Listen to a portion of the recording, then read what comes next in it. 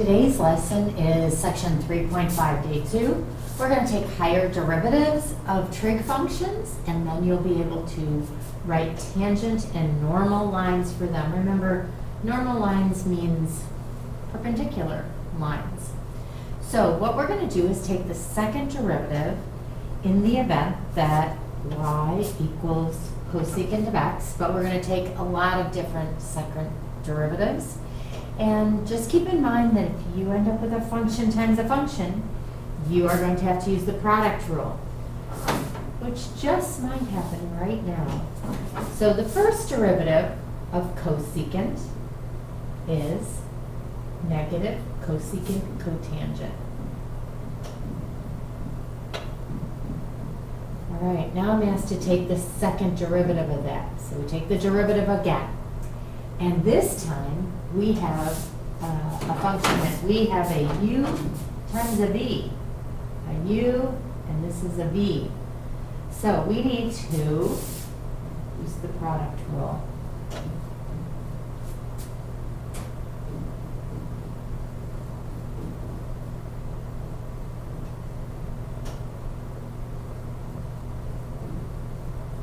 We take the derivative of the cotangent, and then we also take the derivative of cosecant, which we said was negative cosecant cotangent, so this will end up being positive cosecant cotangent. All right, this is using all the rules that you have memorized of trig functions. You have 6 of them. So now we take the derivative u times v prime. We have a negative times a negative, so we have positive cosecant cubed x. Okay, positive cosecant cubed, because we have one cosecant times 2 more cosecants. All right, and then we're going to add cosecant times cotangent. So here we have cosecant x times cotangent, and we have squared of those. We have 2 of those, one here, one there. All right, now, don't forget that we have a trig identity. Well, we're going to play with this first, I guess. So, but we have a trig identity that combines cosecant squared and cotangent. So we need to remember that identity as we're doing this.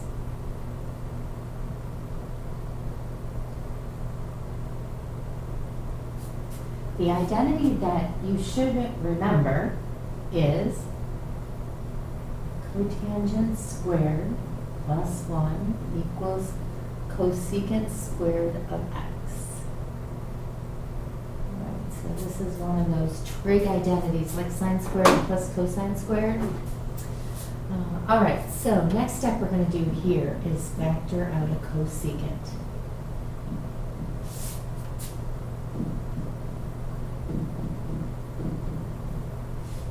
All right, what we're going to do is substitute for this cotangent squared. So if we subtract 1 from each side of this, we're going to put in cosecant x squared x minus 1 in for this cotangent right here. And then continue the rest of this.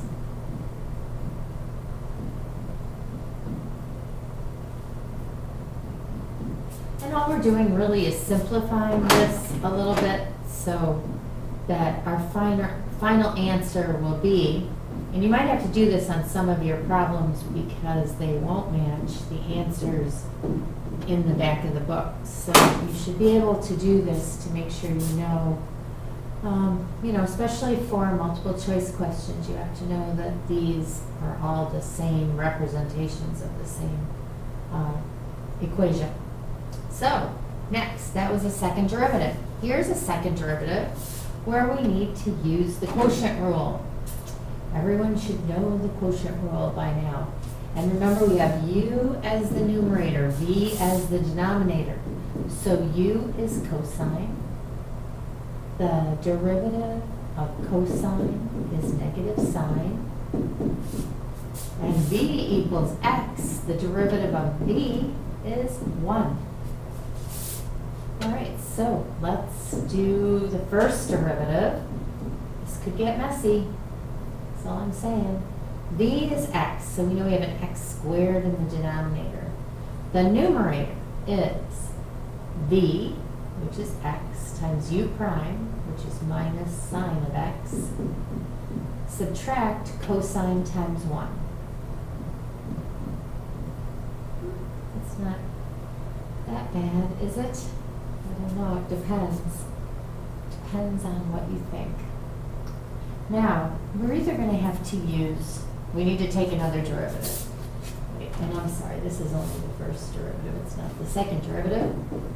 Okay, we need to take the second derivative. So we can do this one of two ways. We can split this up, which I think I'm going to do, into two quotients.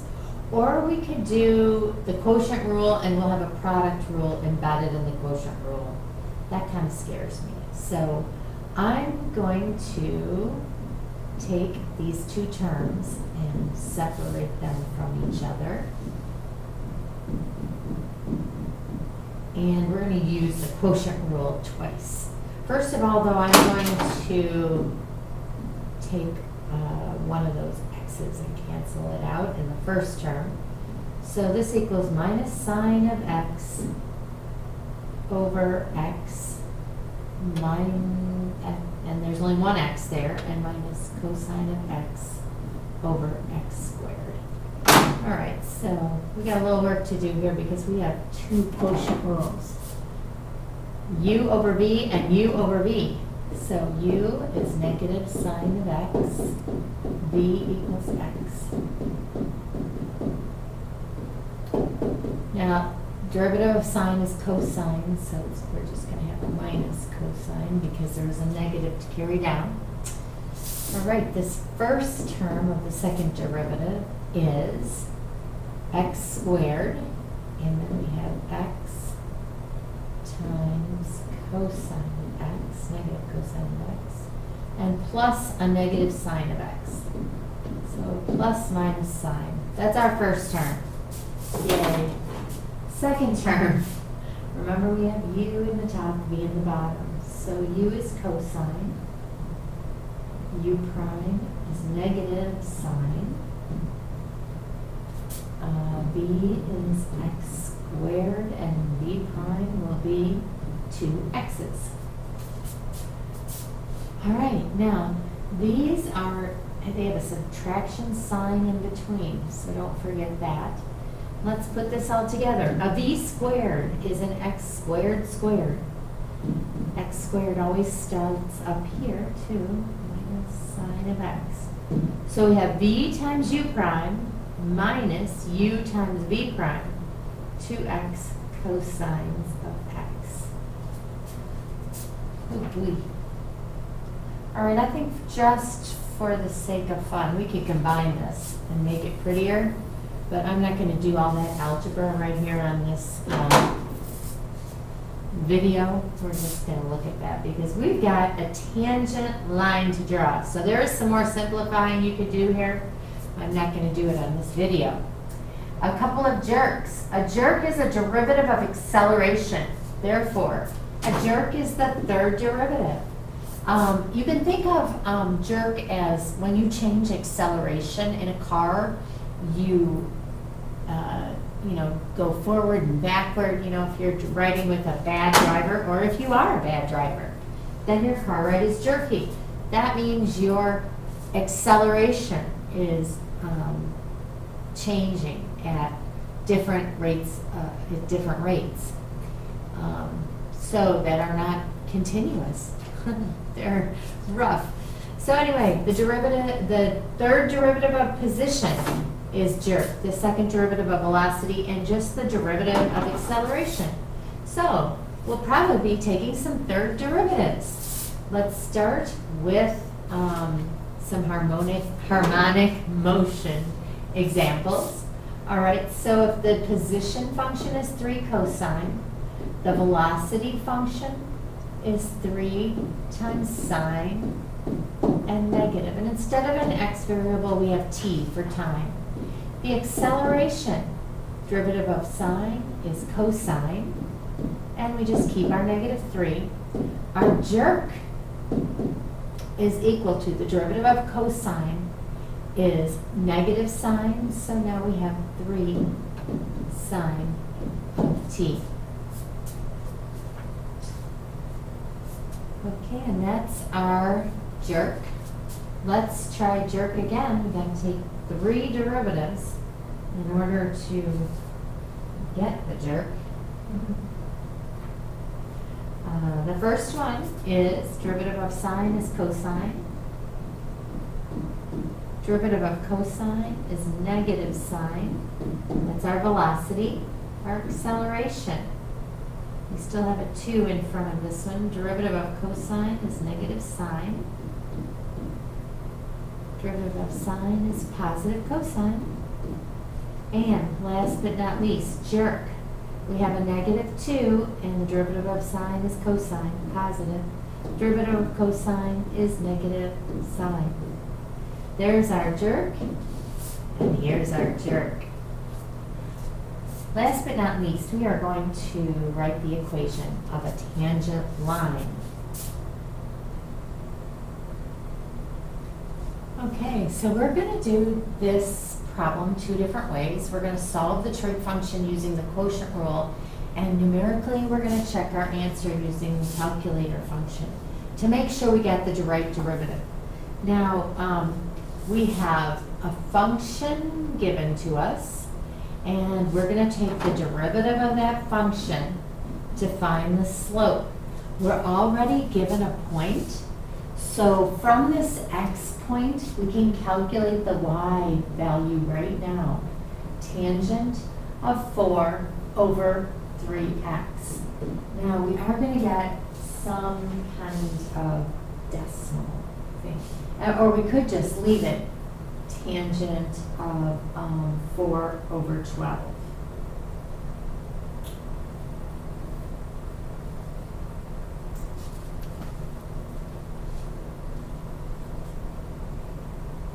But let's calculate that out. So y equals 0.096. Therefore, our point is 4.096. And remember, in calculus, we should always use 3 decimal points of significance. All right, now let's go back to taking our derivative, u and v, and we're going to have to use the quotient rule because we need to find the derivative so that we can find the slope. So u is equal to tangent. Therefore, u prime is secant squared. V is equal to 3x. Therefore, v prime is equal to just 3. So, using the quotient rule, we have v squared on the bottom, 3x squared. Don't forget that 3x squared equals 9x squared. If 3x is in parentheses, that's 9x squared when you multiply it out. All right, so next is v is 3x times secant squared of x plus, minus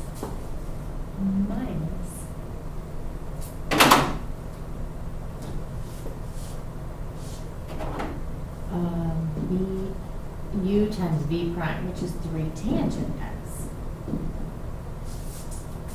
Okay, now we're going to plug in 4 to this equation and find a value. So 3 times 4 times secant squared of x. In order to put this in your calculator, you are going to need to make a fraction and put in 1 over cosine of 4 squared, because we don't have a secant key on our calculators. Darn. Maybe some other calculators do. Okay, so we have 9 4 squared. 9 times 4 squared. All right, if you put this into your calculator and press enter, you get 0.171. And that is our slope. So now that we have our slope and our point, we can write the 2 equations of the line that we need to write. So y minus, they may not look pretty, but hey, the real world isn't pretty. 0.171 is our slope, x minus 4. Okay, that's the tangent line. The normal line that you would write is similar, -1 over 0.171. Now, this problem also says to check the answer on your calculator for your derivative. So we did the derivative using the quotient rule, but also remember to check using math 8, and you have d dx. You put your function in parentheses and x equals 4. All right, so practice doing that so that in the event you're using your calculator on a test and you have to show work. Actually, this is just not 3x, is it? It's tangent of x over. That was our original function. So this is how you put it into your calculator. Make sure you know how to do that. Tangent of x over 3x. And you should get 0.17, it's like 09 something, but I rounded it to 0.171. Okay, that is the end of our lesson today. 3.5, day 2.